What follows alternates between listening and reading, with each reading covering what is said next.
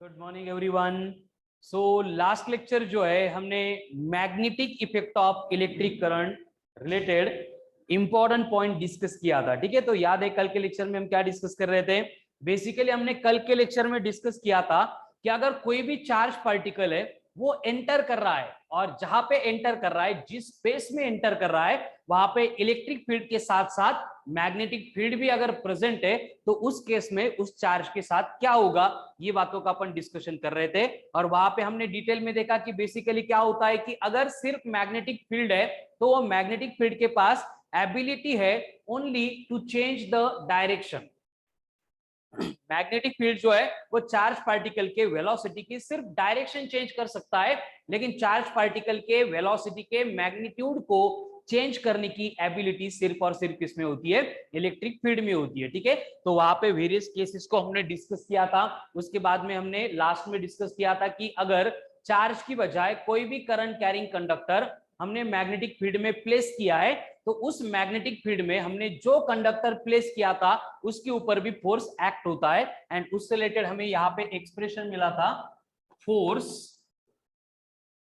Acting on current carrying conductor in external magnetic field, in external magnetic field. और वो force का expression था F is equals to I into L into B into sine of theta, यानी कि F vector equals to I vector cross L vector. ठीक है, sorry, I in bracket L vector cross B vector, ये उसका expression था। और उसके according simplify करके हमें यहाँ पे ILB साइन थीटा ये एक्सप्रेशन मिला था। ठीक है, तो आगे आज के लेक्चर में हम इसी कंसेप्ट को थोड़ा सा आगे लेके जाने वाले हैं। एंड आज के लेक्चर में हमें जो बात डिस्कस करनी है उसमें हम क्या करेंगे, ये फर्स्ट कंडक्टर के लिए था, तो फर्स्ट कंडक्टर के लिए जो फोर्स एक्ट होता है वो तो हमने देख लिया, लेकिन यहाँ पे एक पर्टिकुलर सिचुएशन हमें एज्यूम करनी है, कंडीशन हमें कंसिडर करनी है, जिसमें दो कंडक्टर्स होंगे जिनको अपन एक दूसरे को पैरेलल प्लेस करेंगे। ठीक है, देयर आर टू कंडक्टर्स जो एक दूसरे को पैरेलल रहेंगे एंड उसके साथ में दोनों में से करंट फ्लो होगा। तो दोनों कंडक्टर में से फ्लो होने वाली करंट की वजह से जो मैग्नेटिक फील्ड प्रोड्यूस होती है, यानी कि फर्स्ट कंडक्टर है उसमें से करंट फ्लो हो रहा है, वो अपने सराउंडिंग में मैग्नेटिक फील्ड प्रोड्यूस करेगा। उस मैग्नेटिक फील्ड में हमने सेकंड कंडक्टर प्लेस किया है, उस सेकंड कंडक्टर में से भी करंट फ्लो होगा, तो सेकंड कंडक्टर भी अपने सराउंडिंग में मैग्नेटिक फील्ड प्रोड्यूस करेगा। एंड एक दूसरे की मैग्नेटिक फील्ड की वजह से ये जो दो कंडक्टर से फोर्सेस एक्सपीरियंस करने वाले हैं, तो वो केस हमें यहाँ पे देखनी है। तो आगे का हमारा पॉइंट है force between two parallel straight infinitely long current carrying conductors। यानी कि यहाँ पे जो सिचुएशन हम कंसीडर करने वाले हैं, दो कंडक्टर्स रहेंगे। ध्यान से देखो, यहाँ पे क्या होगा, दो कंडक्टर्स कैसे, parallel straight infinitely long, and उनमें से करंट फ्लो होगा। तो उस केस में उन दोनों के बिटवीन कितना फोर्स है, अब यहाँ पे हमें डिस्कस करना है। ठीक है, एकदम सिंपल कंसेप्ट है। देखो, तो जो स्टेटमेंट में लिखा था उसके अकॉर्डिंग मैं इस तरह से दो कंडक्टर्स लूंगा। अब कंडक्टर से और उनमें से करंट भी फ्लो हो रहा है, तो हम एज्यूम करेंगे कि दोनों में से फ्लो होने वाला जो करंट है, इसमें से I1 है, इसमें से I2 है, और दोनों की डायरेक्शन अपवर्ड है। तो यहाँ पे अपवर्ड डायरेक्शन में करंट फ्लो हो रहा है, इसलिए हम इसको बोल सकते हैं कि like current is flowing through both conductors. देखो, एकदम सिंपल कंसेप्ट चल रही है। कल के लेक्चर में जो हमने देखा था कि अगर कंडक्टर को एक्सटर्नल मैग्नेटिक फील्ड में रख देते हैं, उसके ऊपर ILB साइन थीटा इतना फोर्स एक्ट होता है। यहाँ पे बस अपन क्या कर रहे हैं, एक की जगह पे दो कंडक्टर्स ले रहे हैं जो एक दूसरे को इस तरह से पैरेलल है, जिनकी लेंथ इनफाइनाइटली लॉन्ग है, जिनमें से I1 एंड I2 ऐसे दो करंट फ्लो हो रहे हैं। तो इस पर्टिकुलर केस में ये दोनों कंडक्टर जो है सराउंडिंग में मैग्नेटिक फील्ड प्रोड्यूस करने वाले हैं, एंड उस मैग्नेटिक फील्ड की वजह से वहां पे जो फोर्स एक्सपीरियंस होता है उसको हमें फाइंड करना है। इसलिए मैंने बस दो कंडक्टर लिए, लेंथ इनफाइनाइट है, देन दोनों में से I1 and I2 current flow हो रहा है, एंड इन दोनों के बिटवीन का सेपरेशन आपको बोला है कि A है। तो अब यहाँ पे क्या होगा, देखो 1 by 1 सिचुएशन हम कंसीडर करेंगे, जिसमें से I1 करंट फ्लो हो रहा है वो बनेगा फर्स्ट कंडक्टर, जिसमें से I2 करंट फ्लो हो रहा है वो बनेगा सेकंड कंडक्टर। ठीक है, तो फर्स्ट केस में मैं यहाँ पे फाइंड करने वाला हूं force acting on second conductor due to magnetic field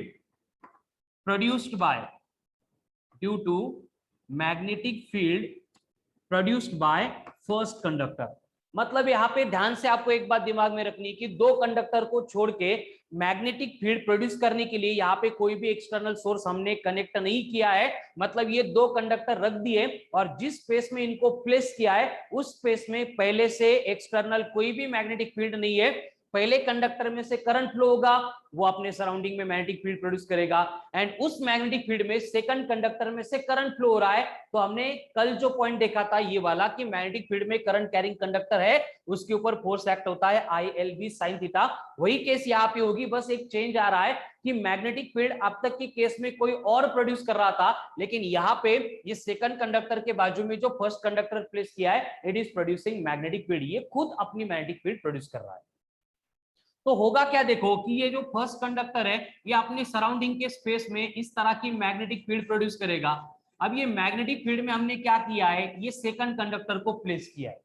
first conductor के मैग्नेटिक फील्ड में सेकंड कंडक्टर को हमने प्लेस किया है, यानी सेकंड कंडक्टर कहां पे, अब एक्सटर्नल मैग्नेटिक फील्ड में है। तो यहाँ पे हमें फाइंड करना है force acting on second conductor due to magnetic field produced by first one.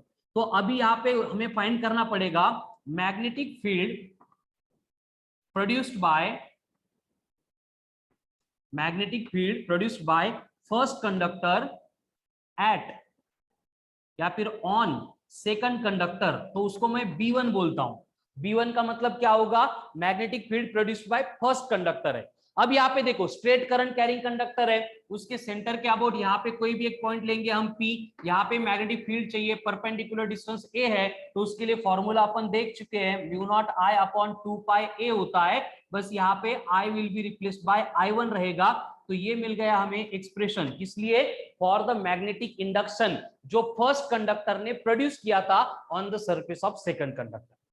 तो अब कंडीशन क्या हो गई, देखो अगर सेकंड कंडक्टर की बात करेंगे तो सेकंड कंडक्टर के ऊपर एक्ट होने वाली मैग्नेटिक फील्ड हमारे पास है, सेकंड कंडक्टर में से फ्लो होने वाला करंट हमारे पास है, सेकंड कंडक्टर की लेंथ हमारे पास है, and magnetic field perpendicular act होती है, दैट्स व्हाई थीटा 0 बनेगा। यानी हम यहाँ पे लिख सकते हैं कि force on second will be, ये force acting on second conductor by first conductor है, तो मैं उसको F21 लिख रहा हूं। ठीक है, F21 का मतलब क्या होगा, force acting on second conductor due to first conductor, और ये रहेगा ILB। लेकिन इसके ऊपर एक्ट होने वाला फोर्स अगर हमें फाइंड करना है तो करंट भी कौन सा लेना पड़ेगा, जो इसी कंडक्टर में से फ्लो हो रहा है, यानी I will be replaced by I2, length तो सेम है, and B will be replaced by B1। तो हमें ये जो फोर्स है सेकंड कंडक्टर के ऊपर एक्ट होने वाला, उसका एक्सप्रेशन मिल गया I2 into L into B1। आगे हमें क्या करना है, अब जो B1 की वैल्यू हमने ऊपर के पॉइंट में डिराइव की थी उसको पुट करना है गिवन एक्सप्रेशन में। अगर उसको पुट कर देंगे तो क्या मिलेगा रिलेशन, देखो ये B1 है, यहां पे हमने फाइंड किया था, बस इसको यहां पे लिख देते हैं। तो उस केस में ये जो फोर्स है F21 ये बनेगा mu not into I1 I2 upon 2 π A into L। तो ये बनता है expression for force acting on second conductor due to magnetic field produced by first conductor.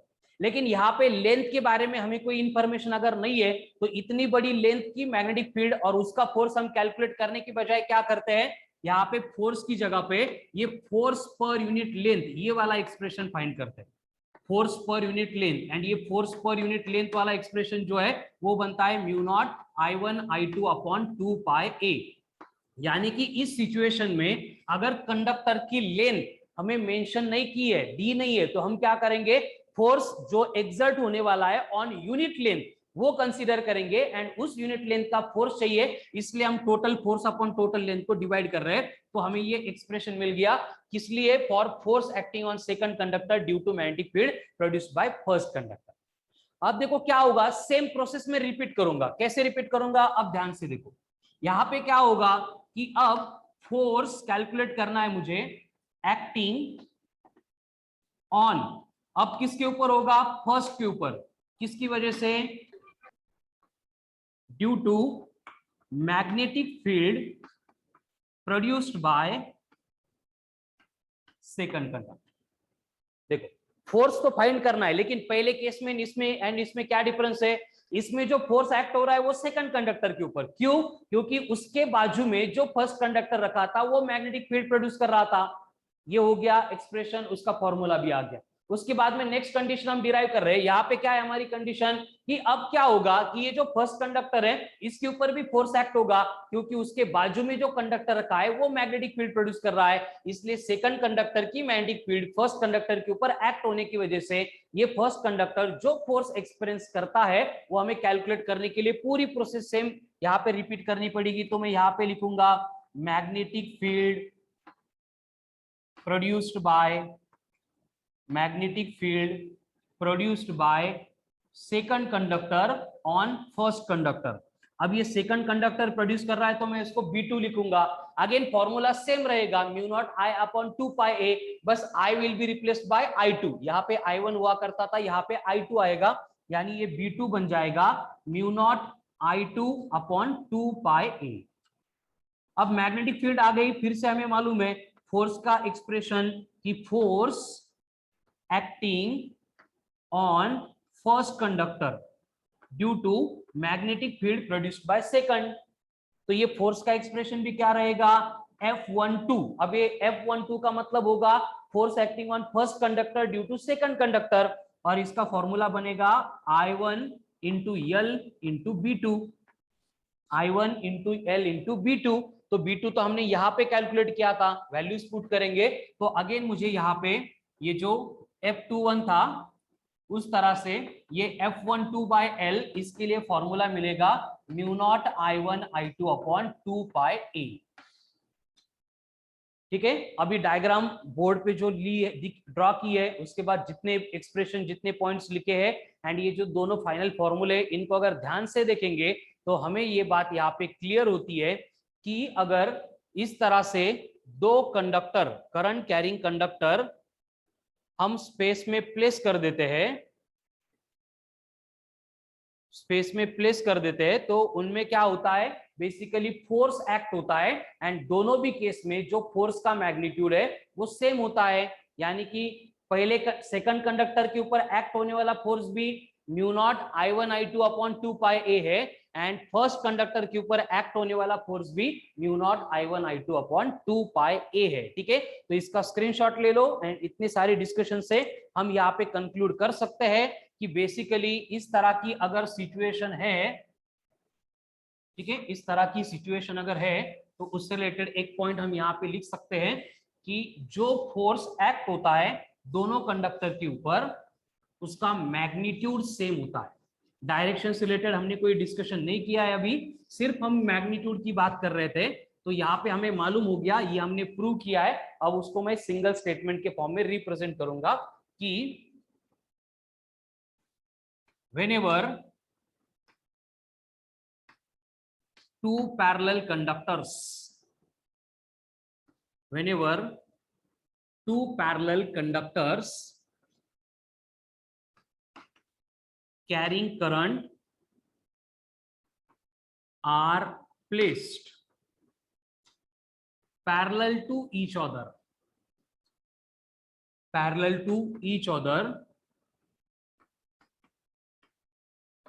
each conductor parallel to each other, then each conductor experiences a force due to magnetic field of other। ठीक है, जो discussion हम कर रहे थे उसको एक single statement में मैंने यहाँ पे लिख के दिया है कि अगर स्पेस में दो करंट कैरिंग कंडक्टर जिनमें से करंट फ्लो हो रहा है एक दूसरे के पैरेलल अगर हम प्लेस कर देते हैं तो वहां पे क्या होता है कि each कंडक्टर फोर्स एक्सपीरियंस करता है ड्यू टू नेबरिंग की दूसरे की मैग्नेटिक फील्ड की वजह से, ठीक है। एंड यहाँ पे हम आगे लिख सकते हैं कि द फोर्स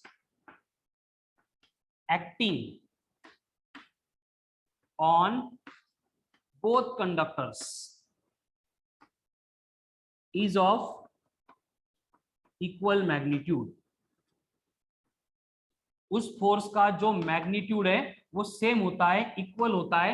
एंड वो कितना होता है, उसके लिए हम फोर्स की जगह पे फोर्स पर यूनिट लेंथ लेते हैं, क्योंकि अगर लेंथ इनफाइनाइट है तो हम यूनिट लेंथ के लिए सेम डेटा फाइंड करते हैं। तो ये एक्सप्रेशन होता है mu not I1 I2 upon 2 pi A, mu not I1 I2 upon 2 pi A. Clear? अब यहाँ पे मैग्नीट्यूड की बात हो गई, आगे सेम पार्ट से रिलेटेड हम डायरेक्शन का डिस्कशन करने वाले हैं, ठीक है। चलो इसका भी एक स्क्रीनशॉट ले लो। अब यहाँ पे डायरेक्शन रिलेटेड बातें हमें डिस्कस करनी है कि जो फोर्स एक्ट हो रहा था तो उसकी डायरेक्शन सेम होती है, अपोजिट होती है, या और किधर होती है, ये बात हमें देखनी है। एंड वो एकदम सिंपल है, ठीक है। अब ये फॉर्मूला बहुत इंपॉर्टेंट है, आगे की 2-3 कंसेप्ट एप्लीकेशन सॉल्व करने के लिए आपको सेम फॉर्मूले का यूज करना है, ठीक है। Mu not I1 I2 upon 2 pi A, mu not I1 I2 upon 2 pi A, mu not I1 I2 upon 2 pi A. चलो अब बोर्ड पे ध्यान दो। बेसिकली फर्स्ट कंडीशन हम कंसीडर करेंगे कि जब दोनों कंडक्टर में से फ्लो होने वाला करंट जो है वो सेम डायरेक्शन में फ्लो हो रहा है, और उसको हम एज्यूम कर रहे हैं एज ए लाइक करंट। यानी कि पहला कंडक्टर है जिसमें से I1 करंट फ्लो हो रहा है वर्टिकली अपोजिट डायरेक्शन में, ये दूसरा कंडक्टर है जिसमें भी करंट फ्लो हो रहा है इन वर्टिकली अपोजिट डायरेक्शन में। या फिर इसी केस को हम ऐसे भी ले सकते हैं कि फर्स्ट कंडक्टर है जिसमें से I1 करंट फ्लो हो रहा है डाउनवर्ड डायरेक्शन में, एंड इसमें से I2 इतना करंट फ्लो हो रहा है डाउनवर्ड डायरेक्शन में, ठीक है। ये केस फर्स्ट है एंड ये केस सेकंड है, ठीक है, जिसमें कंडीशन क्या है कि लाइक करंट यानी सेम डायरेक्शन में current from both conductors flow होना चाहिए। अब यहाँ पे देखो, सबसे पहले हम क्या करेंगे कि सेकंड कंडक्टर के ऊपर एक्ट होने वाला जो फोर्स है उसको कैलकुलेट करेंगे, ठीक है। अब बोर्ड पे ध्यान दो और मुझे बोलो कि अगर ये फर्स्ट कंडक्टर में से करंट अपवर्ड फ्लो हो रहा है तो सेकंड कंडक्टर के ऊपर अगर मैं कोई भी एक पॉइंट लूंगा P, तो इस पॉइंट P के ऊपर एक्ट होने वाली मैग्नेटिक फील्ड कैसी होगी। देखो ये कंडक्टर है, वर्टिकली अपवर्ड जा रहा है, अगर मैं इसको ऐसे पकड़ूंगा तो कंडक्टर के राइट साइड में मैग्नेटिक फील्ड अंदर जाती है, एंड अगर लेफ्ट साइड होता तो मुझे ऐसे पकड़ना पड़ता, मैग्नेटिक फील्ड बाहर आती। यानी पॉइंट P के ऊपर एक्ट होने वाली मैग्नेटिक फील्ड इनवर्ड जा रही है, इसलिए मैंने यहाँ पे क्रॉस का साइन शो किया है। क्रॉस का मतलब इनवर्ड होता है, डॉट का मतलब आउटवर्ड होता है, ये हम पहले से डिस्कस कर चुके हैं। यानी कि अब यहाँ पे क्या हुआ, देखो मैग्नेटिक फील्ड इनवर्ड जा रही है, करंट अपवर्ड जा रहा है एंड हमें फाइंड करना है फोर्स। तो कल मैंने एक्सप्लेन किया था कि अगर इस तरह से current carrying conductor external magnetic field में प्लेस किया है तो उस कंडक्टर के ऊपर एक्ट होने वाला फोर्स कैलकुलेट करने के लिए हमें यूज करना पड़ता है फ्लेमिंग्स लेफ्ट हैंड रूल। और फ्लेमिंग्स लेफ्ट हैंड रूल क्या बोलता है कि लेफ्ट हैंड के thumb, first finger and middle finger इस तरह से स्ट्रेच करेंगे mutually perpendicular to each other, and उस केस में अगर vertically opposite current middle finger show करेगा, अगर मैग्नेटिक फील्ड की डायरेक्शन फर्स्ट फिंगर शो करेगा तो थंब क्या शो करेगा, डायरेक्शन ऑफ फोर्स। तो हम क्या करेंगे वन बाय वन, पहले फर्स्ट फिंगर जो मैग्नेटिक फील्ड शो कर रहा है, मैग्नेटिक फील्ड कहां पे जा रही है, इनवर्ड इस तरफ, तो ये मैग्नेटिक फील्ड की डायरेक्शन हो गई।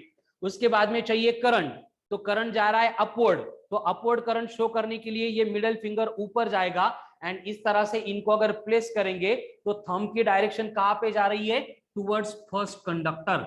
यानी ये F21 वेक्टर है, force acting on second conductor by first conductor. अगर लाइक करंट फ्लो होता है वर्टिकली अपोजिट डायरेक्शन में तो वो second conductor sorry first conductor के टुवर्ड्स एक्ट हो रहा है।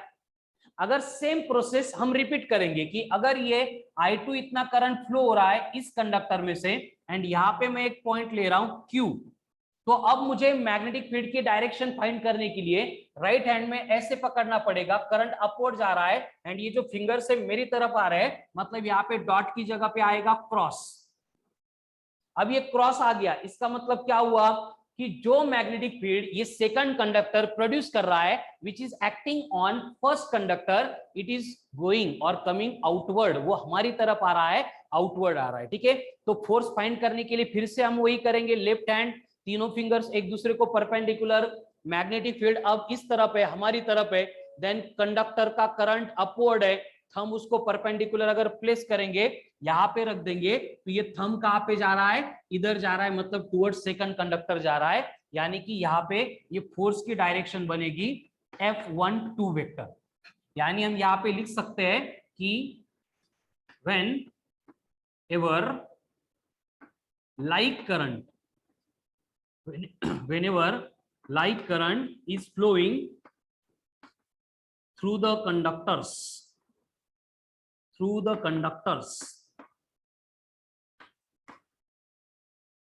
they will attract each other। ठीक है, तो दोनों भी कंडक्टर एक दूसरे को क्या करते हैं, अट्रैक्ट करते हैं। ठीक है, तो ये वर्टिकली अपवर्ड करंट के लिए हमने केस पढ़ी थी, सेम केस में एक्सप्लेन करता हूं वर्टिकली डाउनवर्ड के लिए। अब कंडीशन क्या है, देखो ये फर्स्ट कंडक्टर है, यहाँ पे एक पॉइंट लेते हैं P, और यहाँ पे जो मैग्नेटिक फील्ड प्रोड्यूस होगी उसकी डायरेक्शन चाहिए, तो कंडक्टर का करंट नीचे है, तो मुझे कंडक्टर ऐसे पकड़ना पड़ेगा। अगर कंडक्टर ऐसे पकड़ लिया तो पॉइंट P पे मैग्नेटिक फील्ड, मतलब फिंगर हमारी तरफ आ रहे हैं, मतलब यहाँ पे मुझे लेना पड़ेगा डॉट। फिर से अगर लेफ्ट हैंड रूल अप्लाई करना है, मैग्नेटिक फील्ड हमारे तरफ, करंट डाउनवर्ड, तो फोर्स कहां पे आ रहा है, फिर से टुवर्ड्स फर्स्ट कंडक्टर, यानी ये फोर्स की जो डायरेक्शन है F21 वेक्टर, ये फर्स्ट कंडक्टर के टुवर्ड्स आ गए। उसी तरह से इस कंडक्टर के ऊपर मैं अगर नेक्स्ट पॉइंट लूंगा Q, और इस Q के ऊपर अगर मुझे फोर्स फाइंड करना है, तो यहाँ पे पहले मैग्नेटिक फील्ड रिक्वायर्ड है, एंड मैग्नेटिक फील्ड फाइंड करने के लिए अब मैं कंडक्टर ऐसे पकड़ूंगा, तो Q के ऊपर एक्ट होने वाली मैग्नेटिक फील्ड फिंगर के डायरेक्शन में, मतलब वो अंदर जा रही है, इनवर्ड जा रही है, तो मैं उसको शो करूंगा बाय क्रॉस। यानी कि अब पॉइंट Q के ऊपर फोर्स फाइंड करने के लिए मैग्नेटिक फील्ड जा रही है अंदर ऐसे, करंट जा रहा है डाउनवर्ड ऐसे, तो थंब कहां पे जा रहा है, टुवर्ड्स सेकंड कंडक्टर, यानी यहाँ पे ये F12 वेक्टर की डायरेक्शन होगी। मतलब वही सिचुएशन है, दोनों में लाइक करंट चाहिए, लाइक मतलब सेम डायरेक्शन में करंट चाहिए, फिर वो अपवर्ड है डाउनवर्ड है फर्क नहीं पड़ता है। यहाँ पे मैंने अपवर्ड की केस भी शो की है, डाउनवर्ड की केस भी शो की है, दोनों भी केस में अगर करंट की डायरेक्शन सेम है तो वहां पे फोर्स क्या होता है, फोर्स ऑफ अट्रैक्शन होता है। ठीक है, अब सेम प्रोसेस हम रिपीट करेंगे, जब करंट है वो लाइक नहीं, कैसे फ्लो होगा, अनलाइक।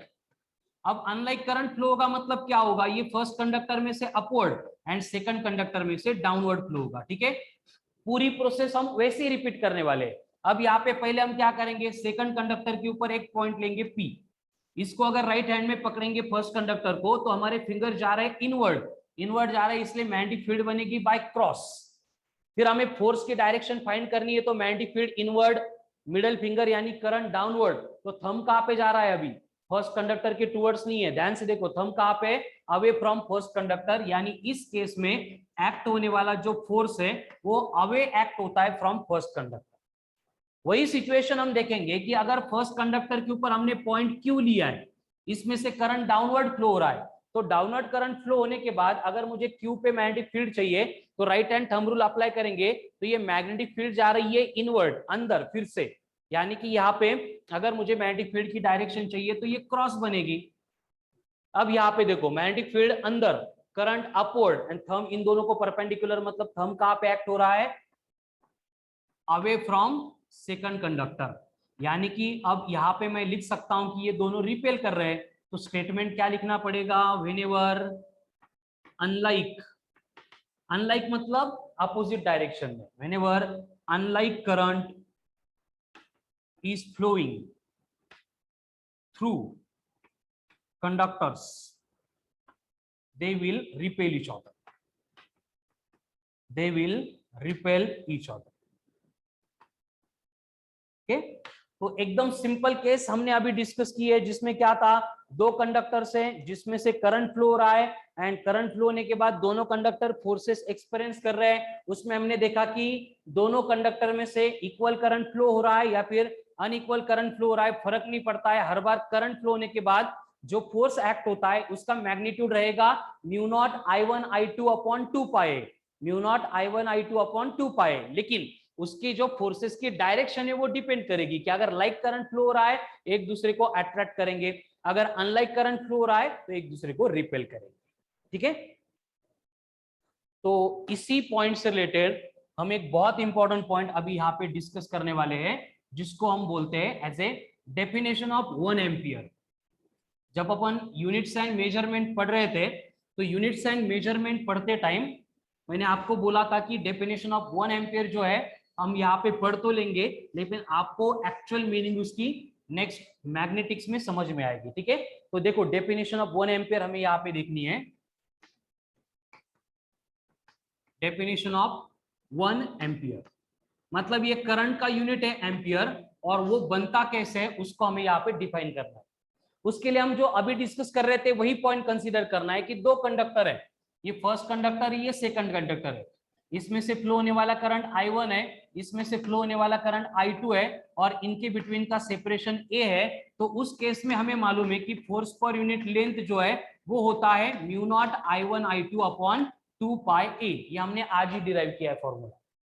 तो बेसिकली होता क्या है, देखो जब हमें स्टार्ट में सबसे पहले 1 एम्पियर बनाना होता है तो हम करते क्या है कि ऐसे दो कंडक्टर में से फ्लो होने वाले करंट की वजह से जो फोर्स एक्ट होने वाला है वो फोर्स कैलकुलेट करते हैं बाय यूजिंग टॉर्शनल बैलेंसिंग। एक इंस्ट्रूमेंटल सेटअप है जो फोर्स को मेजर करने के लिए यूज होता है, और हम क्या करते हैं ये फोर्स को मेजर करते हैं। अब कंडीशन देखो क्या होगी कि अगर हमने एज्यूम किया कि दोनों कंडक्टर में से फ्लो होने वाला करंट जो है वो 1 एम्पियर है, और दोनों के बिटवीन का सेपरेशन अगर 1 मीटर है, ये वैल्यूज अगर मैं यहाँ पे पुट कर दूंगा तो ये फोर्स पर यूनिट लेंथ बनेगा म्यू नॉट इंटू 1 इंटू 1 कुछ नहीं होता है, ठीक है, डिवाइड बाय क्या बचा 2 पाई इंटू 1 मतलब सिर्फ 2 पाई। अब म्यू नॉट की वैल्यू होती है 4 पाई इंटू 10 की पावर -7 अपॉन 2 पाई, डिवाइड करेंगे तो यहाँ पे फोर्स पर यूनिट लेंथ जो है ये हमें मिल रहा है 2 into 10 to the power -7 newton per metre. अब इस नंबर को ध्यान से देखो, ये नंबर हमें मिला कब था, जब हमने एज्यूम किया था कि दोनों कंडक्टर में से फ्लो होने वाला करंट 1 एम्पियर है। तो इसके ऊपर से हम यहाँ पे कुछ बातें कंक्लूड करने वाले हैं, एंड जो nothing but definition of 1 ampere रहेगी। ठीक है, क्या रहेगी मैं इसको लिख के भी देता हूं तो आपको साइमल्टेनियसली समझना भी है कि 1 ampere is that current, 1 ampere is that current which when flows through each of two very long parallel straight current carrying conductor experiences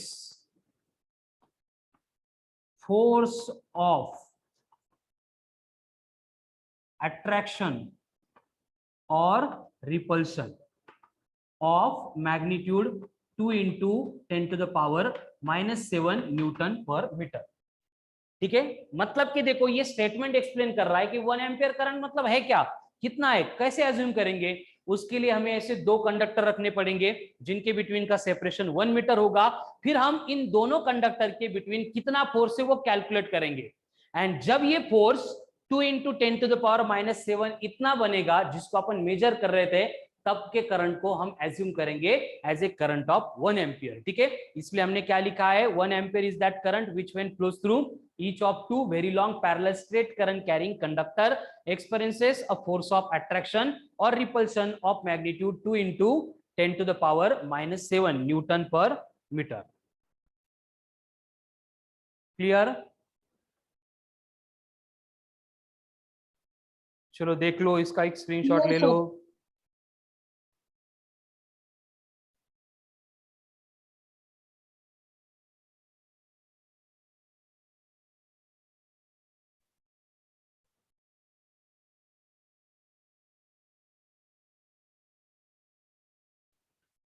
चलो ठीक है, तो यहाँ पे फोर्स बिटवीन टू कंडक्टर हो गया, देन डेफिनेशन ऑफ 1 एम्पियर हो गई। अब सेम पॉइंट से रिलेटेड हमें एक और नेक्स्ट पॉइंट डिस्कस करना है जिसको हम बोलते हैं as a equilibrium of wire, equilibrium of wire, ठीक है।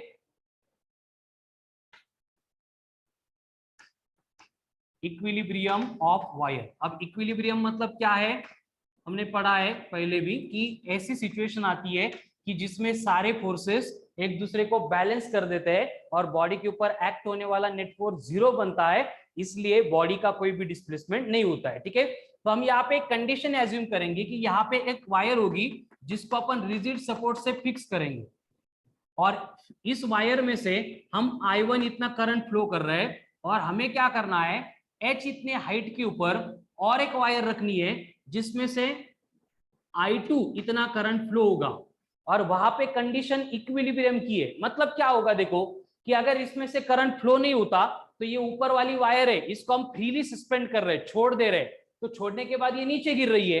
नीचे गिरने के लिए रिस्पॉन्सिबल कौन है, डाउनवर्ड फोर्स, और वो डाउनवर्ड फोर्स मतलब कितना होता है, वेट होता है। एंड यहाँ पे हमें वेट को कंसीडर करना है lambda into g, and lambda का मतलब होता है मास पर यूनिट लेंथ इंटू जी।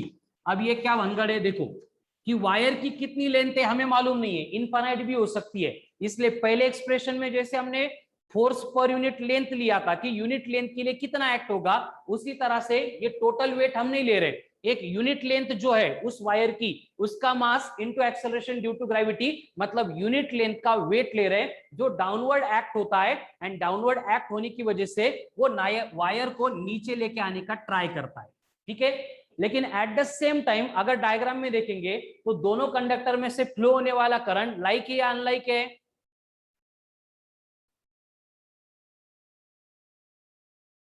अनलाइक है। एंड अगर अनलाइक करंट फ्लो होगा तो दोनों वायर एक दूसरे को क्या करते हैं, रिपेल करते हैं, ठीक है। यानी कि यहाँ पे दोनों वायर के बिटवीन रिपल्शन होगा, तो यहाँ पे हम लिखेंगे कि force of repulsion, force of repulsion जिसको हमने अभी अभी कैलकुलेट किया था वो होता है mu not I1 I2 upon 2 pi ए, लेकिन ए को हमने बोला है एज ए एच, जो एक्ट होगा इन अपवर्ड डायरेक्शन। तो अगर यहाँ पे वायर नीचे नहीं गिर रही है, इसका मतलब क्या होगा कि ये जो फोर्स है कौन सा, जिसको अपन मैग्नेटिक फोर्स बोलेंगे, ये अपवर्ड डायरेक्शन में एक्ट होगा। एंड इस वायर का अगर इक्विलिब्रियम मेंटेन करना है तो कंडीशन होगी कि magnetic force must be equal to its weight, यानी कि हम यहाँ पे एक्सप्रेशन लिख सकते हैं कि mu not I1 I2 upon 2 pi H is equals to mass per unit length into जी। तो ये फॉर्मूला है जिसमें आपको कोई भी एक क्वांटिटी अननोन दे सकते हैं, जिसको कैलकुलेट करने के लिए आप ये कंडीशन, ये कंसेप्ट एंड ये फॉर्मूला अप्लाई करेंगे, ठीक है। ये होता है इक्विलिब्रियम। एंड इस इक्विलिब्रियम में क्या होगा कि अगर हम वायर को ऐसे पकड़ के थोड़ा सा ऊपर खींच के छोड़ देंगे या फिर नीचे खींच के अगर छोड़ देंगे तो उस केस में ये वायर एसएचएम परफॉर्म करेगा, एंड उस एसएचएम का पीरियोडिक टाइम होगा T equals to 2 pi root of H by G, ठीक है। तो ये क्या बना expression for periodic time, periodic time of SHM. अब ये एसएचएम आई कहां से, सिंपल हार्मोनिक मोशन, इस वायर को हम खींच के छोड़ दे रहे हैं तो ये अपने पोजीशन के अबाउट वाइब्रेट हो रहा है, यानी एसएचएम परफॉर्म कर रहा है, उसका ये पीरियोडिक टाइम रहेगा, ठीक है। तो ये कंडीशन बनती है कब, अगर यहाँ पे देखो केस फर्स्ट है, मैं और कुछ लिख के दे रहा हूं, इसके ऊपर भी फोकस करेंगे आप। ये केस फर्स्ट है कि अगर freely suspended wire, freely suspended wire placed above fix wire है, ये नीचे वाली फिक्स वायर है, उसके ऊपर अगर ये फ्रीली सस्पेंडेड वायर है, देन जो करंट है वो कैसा चाहिए, कंपलसरी अनलाइक चाहिए, क्योंकि फोर्स ऑफ रिपल्शन होगा तभी ये वायर को ऊपर पुश करेगा। अगर यहाँ पे लाइक करंट आ गया तो वो नीचे खींच लेगा, तो वेट भी नीचे खींच रहा है, मैग्नेटिक फोर्स भी नीचे खींच रहा है, वो वायर नीचे आ जाएगी और वहां पे इक्विलिब्रियम मेंटेन नहीं होगा। लेकिन अगर ये जो अरेंजमेंट है इसको उल्टा कर देते हैं, इसका एक स्क्रीनशॉट ले लो,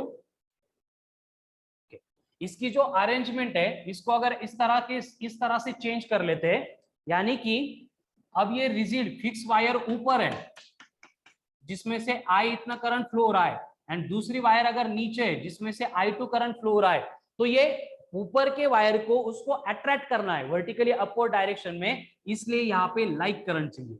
यानी इस सिचुएशन के लिए सेम स्टेटमेंट मैं यहाँ पे लिखूंगा, जो केस 2 होगी कि freely suspended wire when placed कहां पे, below the fix wire, then जो करंट फ्लो हो रहा है वो चाहिए लाइक, मतलब सेम डायरेक्शन में। बाकी फॉर्मूले अदर केसेस दोनों भी केसेस में सेम होंगे। डिफरेंस क्या है कि अगर फिक्स वायर के ऊपर फ्रीली सस्पेंडेड वायर है अनलाइक करंट, एंड अगर फिक्स वायर के नीचे फ्रीली सस्पेंडेड वायर है तो लाइक करंट वहां पे फ्लो होना चाहिए। ठीक है, तो ये थी cases for equilibrium whenever two wires are placed in the space. And इन सबके डिस्कशन के ऊपर आपको solve example after concept application 6 and पूरे unsolve example from concept application 7 ये जो है आपको कंप्लीट करना है। ठीक है, तो this is all about forces acting on current carrying conductor whenever it is placed in external magnetic field. तो कंडक्टर के ऊपर एक्ट होने वाले फोर्सेस से रिलेटेड जितनी भी केसेस थी इन सब का हमने यहाँ पे डिस्कशन कर लिया है। अभी जो है एकदम सिंपल सिंपल सप्लीमेंटरी पॉइंट्स बचे हैं रिलेटेड टू टॉपिक, जिसमें से कुछ बातें हम पहले भी डिस्कस कर चुके हैं, कुछ बातें हमें मैग्नेटिज्म में भी डिस्कस करनी है। ठीक है, तो नेक्स्ट पॉइंट आता है सेम पार्ट से रिलेटेड, दैट इज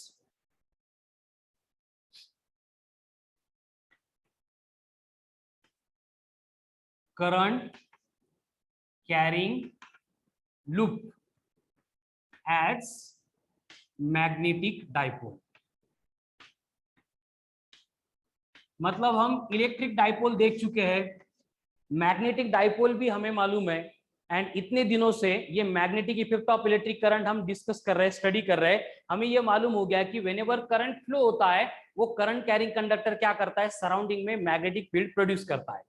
तो अब यहाँ पे एक बेसिक सिचुएशन आती है, देखो कि जैसे मैग्नेट की मैग्नेटिक फील्ड है, वैसी अगर ये करंट कैरिंग कंडक्टर या फिर current carrying loop magnetic field अगर प्रोड्यूस कर रहा है, तो वहां पे सबसे इंपॉर्टेंट बात जो नेसेसरी होती है कि मैग्नेट के केस में हमें मालूम है कि मैग्नेट विद सिंगल पोल और मोनोपोल डज नॉट एग्जिस्ट।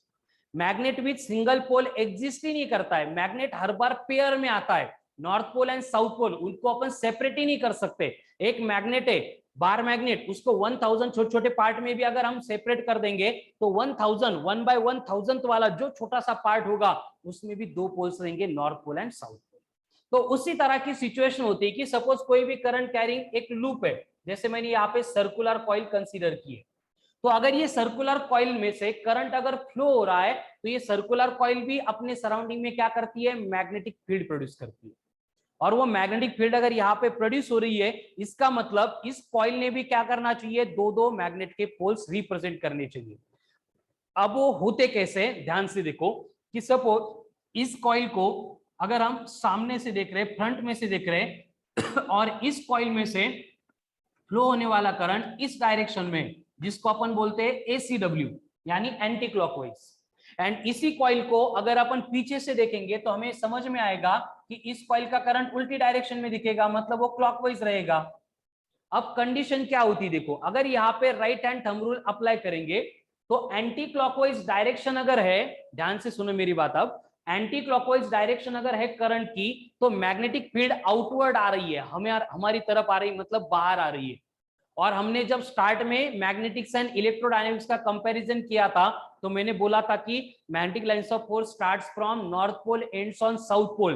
तो अगर किसी पोल से मैग्नेटिक फील्ड या फिर लाइंस ऑफ फोर्स अवे जा रही है, मतलब वो पॉइंट कौन सा पोल रिप्रेजेंट करेगा, वो रिप्रेजेंट करेगा नॉर्थ पोल। एंड यहाँ पे क्लॉकवाइज में अगर देखेंगे तो मैग्नेटिक फील्ड इसके टुवर्ड्स आ रही है, अंदर जा रही है, मतलब एंड हो रही है, तो ये रिप्रेजेंट करेगा साउथ पोल। तो बस आपको इतना ही रिमेंबर करना है, whenever anti clockwise current is flowing through the coil it will represent north pole, and अगर क्लॉकवाइज करंट वहां से फ्लो हो रहा है तो वो रिप्रेजेंट करेगा साउथ पोल। ठीक है, एंड अगर यहाँ पे मैग्नेट आ गया, मैग्नेट के दो पोल आ गए, तो यहाँ पे टॉपिक की सबसे इंपॉर्टेंट क्वांटिटी होती है magnetic dipole movement. Magnetic dipole movement यानी ये डाइपोल जो होगा मैग्नेटिक फील्ड में कैसे मूव करेगा, कैसे एक्ट होगा, it is denoted by M and इसका फॉर्मूला होता है n into I into A. ठीक है, इस टॉपिक का एंड मैग्नेटिक्स का सबसे इंपॉर्टेंट फॉर्मूला है मैग्नेटिक डाइपोल मूवमेंट। लेकिन ये कौन प्रोड्यूस कर रहा है? Current carrying conductor, current carrying loop, जिसमें से कैपिटल एम का मतलब मैग्नेटिक डाइपोल मूवमेंट, एन का मतलब नंबर ऑफ टर्न्स, यानी सर्कुलर कॉइल की एक चक्कर, एक टर्न हो सकती है, 2 हो सकते हैं, 10 हो सकते हैं, 1000 हो सकते हैं, जितने भी है वो सारे हम कंसीडर करेंगे, तो ये बनेगा नंबर ऑफ टर्न्स। आई का मतलब बनेगा इलेक्ट्रिक करंट, आई का मतलब बनेगा इलेक्ट्रिक करंट, एंड ए का मतलब बनेगा एरिया ऑफ कॉइल, जिस कॉइल में से करंट फ्लो हो रहा है उस कॉइल का एरिया। ठीक है, तो इसके अकॉर्डिंग अगर मुझे ये मैग्नेटिक डाइपोल मूवमेंट का यूनिट चाहिए तो क्या बनेगा? एन को कोई यूनिट नहीं है, करंट का एम्पियर, एरिया का मीटर स्क्वायर, तो मैग्नेटिक डाइपोल मूवमेंट का यूनिट होता है एम्पियर इंटू मीटर स्क्वायर। अगर यूनिट मिल गया तो उसके डायमेंशंस भी आएंगे, तो इसके डायमेंशंस होते हैं L2 I1, एंड सबसे इंपॉर्टेंट बात, ये वेक्टर क्वांटिटी है जिसकी डायरेक्शन होती है from south pole to north pole. अगर मैग्नेट होता तो south pole to north pole, यानी कि अगर करंट कैरिंग लूप है, कॉइल है, तो हम यहाँ पे बोल सकते हैं कि डायरेक्शन होगी फ्रॉम क्लॉकवाइज करंट की direction to anti clockwise current की डायरेक्शन। ठीक है, तो ये बन गया magnetic dipole movement, most important part from the given topic. चलो इसका भी स्क्रीनशॉट ले लो।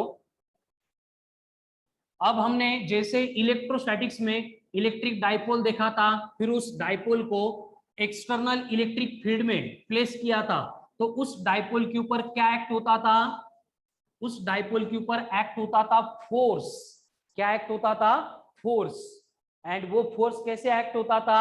इक्वल एंड अपोजिट, जो फॉर्म करता था टॉर्क। उसी तरह से क्या होता है कि whenever current carrying loop is placed in external magnetic field,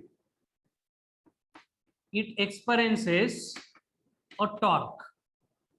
उसी तरह से अगर करंट कैरिंग लूप को एक्सटर्नल मैग्नेटिक फील्ड में रख देंगे तो उसके ऊपर क्या एक्ट होता है? टॉर्क एक्ट होता है, which is given by tau vector is equals to M vector cross B vector.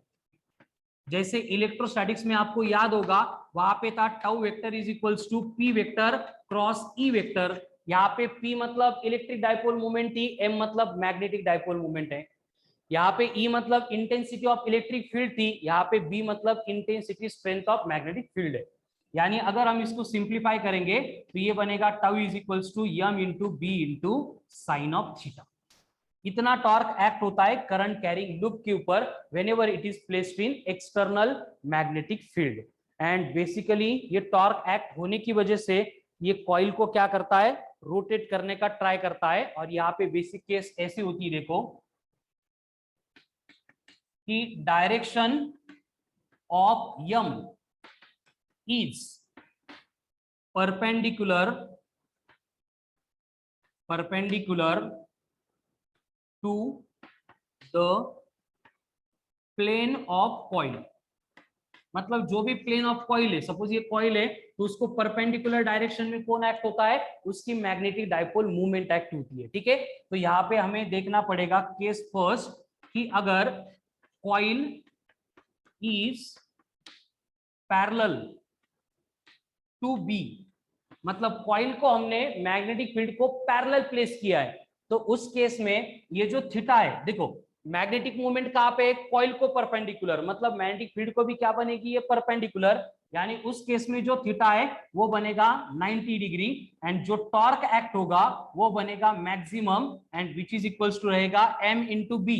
M मतलब NIA इंटू बी, एंड इसी को अपन बीना ऐसे बोलते हैं। ठीक है, ये जो टॉर्क एक्ट होगा मैक्सिमम वो रहेगा इक्वल्स टू बीना। कब? अगर कॉइल मैग्नेटिक फील्ड के डायरेक्शन के पैरेलल है तो।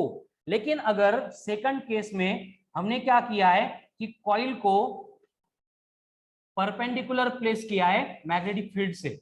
अब कॉइल मैग्नेटिक फील्ड को परपेंडिकुलर है, मतलब इस कॉइल का परपेंडिकुलर मैग्नेटिक फील्ड में जाएगा, यानी कि वहां पे एक्ट होने वाला थीटा 0 रहेगा या फिर थीटा 180 रहेगा। और उस केस में जीरो टॉर्क एक्ट होगा, क्योंकि sine zero zero, zero into anything will become zero. ठीक है, तो यहाँ पे बेसिकली दो केसेस आपको याद रखना है कि जो करंट कैरिंग लूप हम एक्सटर्नल मैग्नेटिक फील्ड में रख रहे हैं, जो करंट कैरिंग लूप हम एक्सटर्नल मैग्नेटिक फील्ड में प्लेस कर रहे हैं, उसके ऊपर एक्ट होने वाला टॉर्क करता क्या है? देखो, जब कॉइल परपेंडिकुलर है तब जीरो है, जब कॉइल पैरेलल है तब मैक्सिमम है। मतलब ये टॉर्क कॉइल को रोटेट करता है, एंड जब तक ये कॉइल मैग्नेटिक फील्ड को परपेंडिकुलर नहीं आती है तब तक उसके ऊपर एक्ट होता है। यानी इस एक्ट होने वाले टॉर्क का एक ही काम है, to make the coil perpendicular to the direction of magnetic field. ठीक है, एक्सट्रीमली इंपॉर्टेंट डेटा है, बोर्ड पे लिखा है वो। चलो ध्यान से देखो इसको। सर ते whenever CC loop is place समोर काय सर ते काय? ते व्हेनेवर नाही का, whenever CC external loop, external magnetic field, external magnetic field. Okay.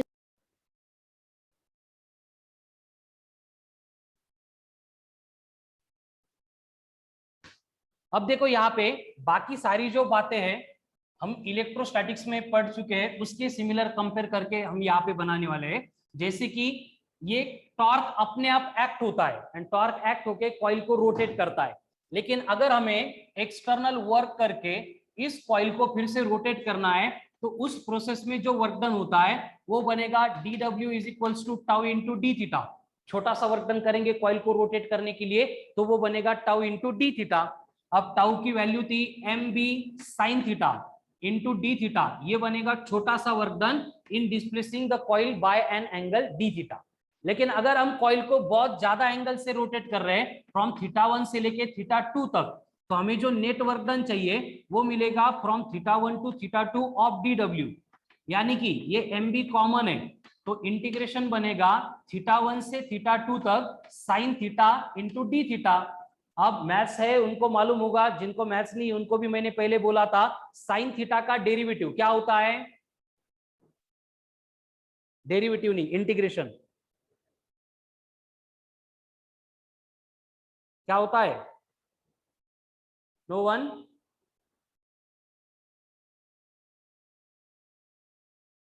ठीक है, इसका इंटीग्रेशन होता है माइनस ऑफ कॉस थीटा। यानी ये जो वर्क डन है उसके बाद हम लिमिट्स पुट करेंगे, तो लिमिट पुट करने के बाद upper limit minus lower limit put करेंगे तो ये बनेगा cos of theta 1 minus cos of theta 2।